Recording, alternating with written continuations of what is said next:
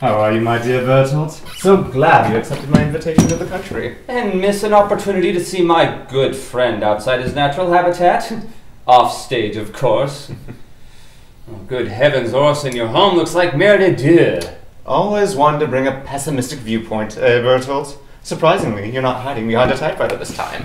As a respected and highly revered animateur, I have no need to mask my opinions. Especially when I have the evidence to support my thoughts. Still haven't learned the difference between subjective and objective reporting, I see. May I offer you a drink? That's quite all right. Please, I insist. It's Cheval Blanc, 1947. Perhaps the most expensive drink I'll ever give away. But one I'm willing to share with a friend, no less. Very well. You always were a persistent one. Smashing. I'll fetch you a glass.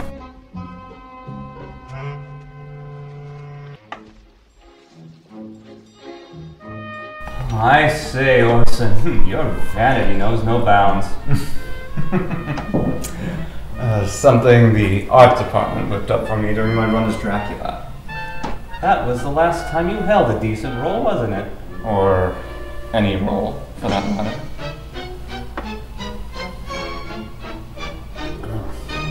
Worth every penny. You're not having any?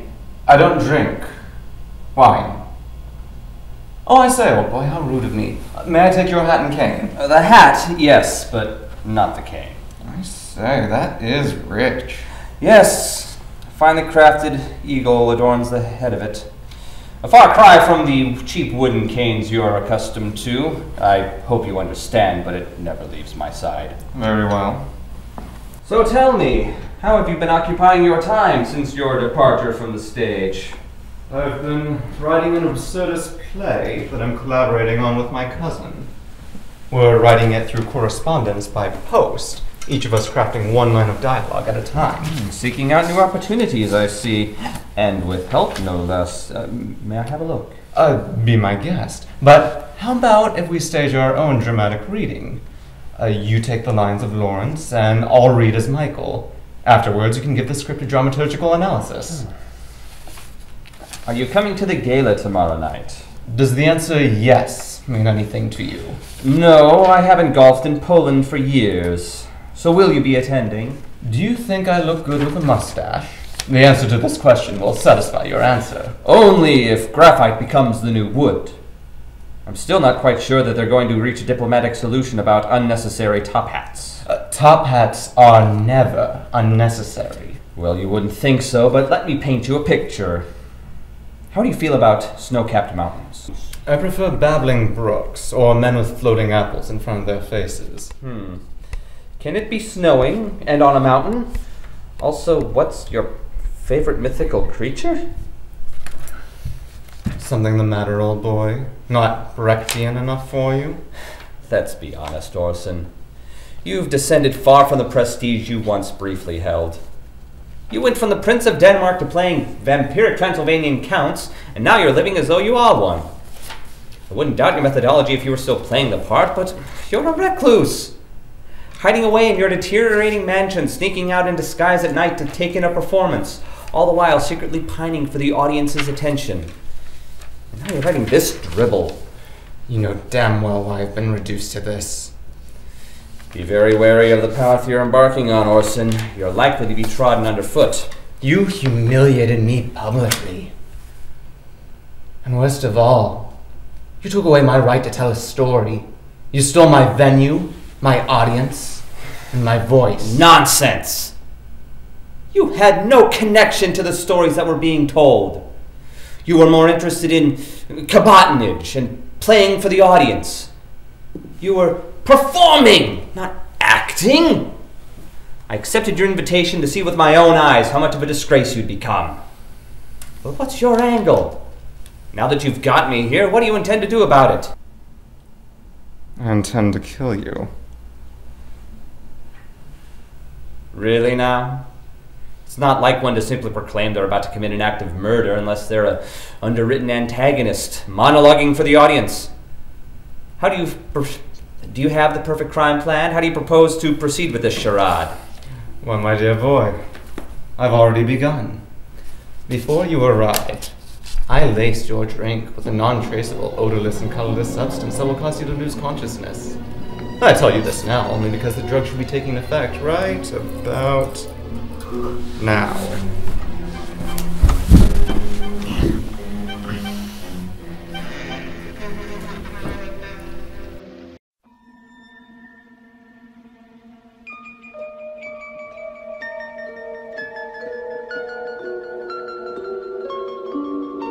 I always had good timing. You know, I've never been able to stand your presence to the extent that I almost retracted my invitation tonight. Truthfully, I'm certainly glad I didn't. What the hell is this? Is this some sort of prank? Well, I would never consider medical science to be my forte. I must say that I am exceptionally well read in certain medical exercises, thanks in part to my extraordinary intellect, as well as from the assistance of interesting detective fiction. Now let's see if I can put into practice what I've learned. You know, we may determine which authors and playwrights are full of bunk as well. Damn it, man, untie me! Now, don't be misled. This pointy-eyed fellow, which greatly resembles a prop I used in my production of Sherlock Holmes, is actually laced with a muscle relaxant that will cause you to lose control of all your limbs, thereby allowing me to remove your tongue without resistance. Think of this entire situation as a morality play, and you're every man. Maybe you'll choose the path of a godly life with good deeds. Perhaps then you'll think twice about judging others who have done you no wrong. If you can't handle one man's opinion, maybe you should have considered a profession where you aren't judged by your peers. Now, in case you're curious as to how this will be administered, I intend to perform an intracardial injection, whereby I'll plunge this into the intercostal space between your ribs. Truthfully, it could be administered anywhere, but this will be much more enjoyable. Orson, come to your senses, man!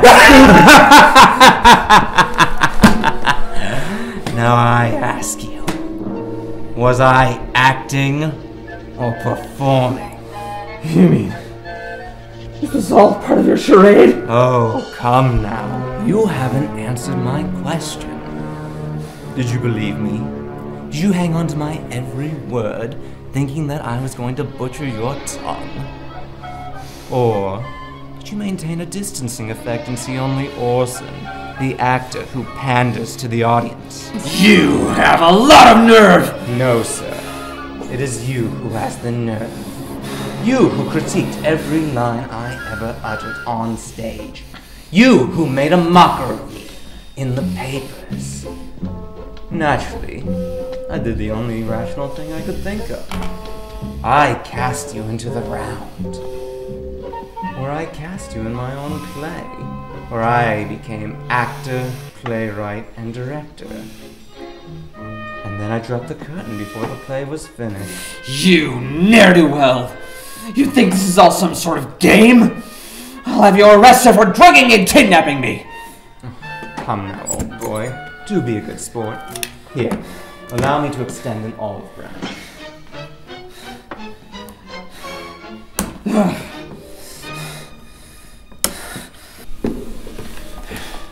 My cane. Where's my cane? Here you are, old boy.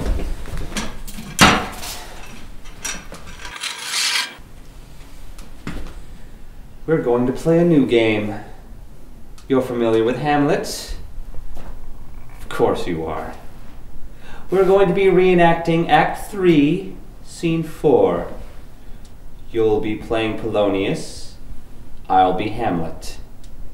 I take it this mansion is equipped with curtains? In every room. Choose one. Hide behind them. I'll thrust my blade behind one set of curtains. If I choose wrong, you live to the next scene.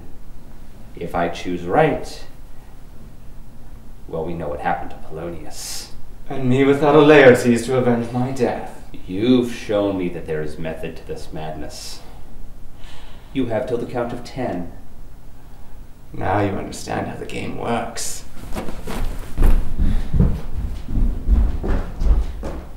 1,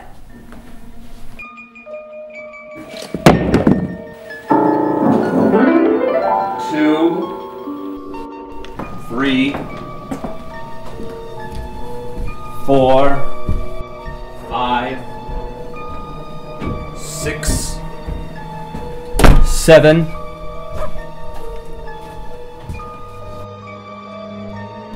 8, 9, 10. You say I stole your voice, Orson? Well, I'll permit you the opportunity to speak it one last time. Any final words you wish to expel from that daub of yours? No? Very well then. Bloody hell! All the world's a stage, and all the men and women merely players. They have their exits and their entrances, and one man in his time plays many parts, his acts being sudden ages. At first, the infant, Where are you, you coward? drooling and puking in the nurse's arms.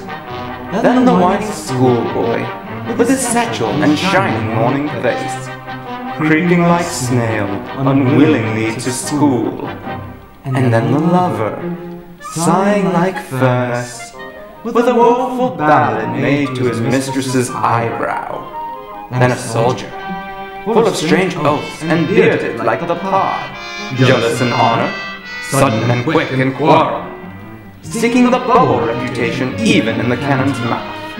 And then the justice, in fair round belly with good cape on mind, with eyes severe and beard of formal cut, full of wise saws and modern instances. And so he plays his part.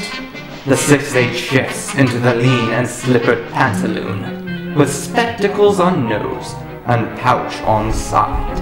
His youthful hose, well saved, a world too wide for his shrunk shank, and his big, manly voice, turning again toward childish treble, pipes and whistles in his sound. Last scene of all that ends this strange and eventful history is second childishness and mere oblivion. Sans teeth, sans eyes, sans taste, sans everything. How's that for the denouement? Am I expected to undergo an aneurysis? Well, your performance won't be complete without one. Although I suggest you act as an actor, and not as a dramaturge. In that case, my action shall be based on instinct. It appears the tables have turned. Indeed. Almost as if we've reversed roles completely. I suppose this is a curtain call then. Not until I've pulled the trigger. Look. I'd reconsider that. You see, I anticipated this very moment, which is why I alerted the authorities beforehand. In fact, they should be here any second, only to find you with a smoking gun and me dead at your feet. Well, I suppose that's the ending for another show. I had a wonderful time, old boy. You really must be going. Don't be too harsh on yourself on the dreadful performance, old boy. Ta!